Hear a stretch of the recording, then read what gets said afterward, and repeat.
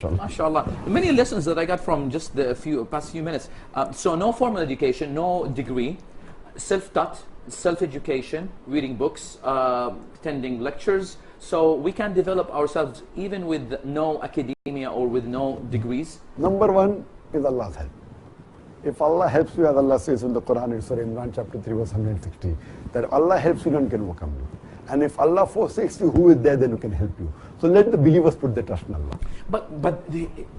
I hear a lot of people who wants to speak about da'wah, and since that they don't have a degree, people attack them and they say, who are you to speak about Islam and for Islam, and you don't hold a degree and you did not study and you just an outsider. So you need and you must, it's a must to have an Islamic degree, form of degree, to be able to do da'wah. So what do you say to those people? And that is common, and that was with me too. What I tell them, I do agree that degree is better, but the main point to be noted is that you point out the mistake I've made. If you say that I've said something wrong, because I always refer to the Quran and the Sahih Hadith, and whatever I say, Alhamdulillah, I say with reference. So my point is that, okay, fine, I can make mistake, you point out the mistake and I'll correct it. So people didn't point out the mistake, they said this person doesn't have a degree. And if you see the Sahaba didn't go to any particular school.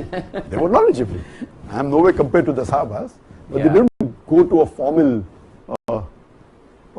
formal school or university. They spent their time with the Prophet and they learned knowledge and they spread it. So the point to be noted here is that what you speak should be authentic. And in my speeches, Alhamdulillah, I always give references from the Quran and from the Hadith. And I tell them that if I'm wrong, you point out the mistake. Yeah. And that has been, I'm very successful that people like it. And I say that any scholar says anything.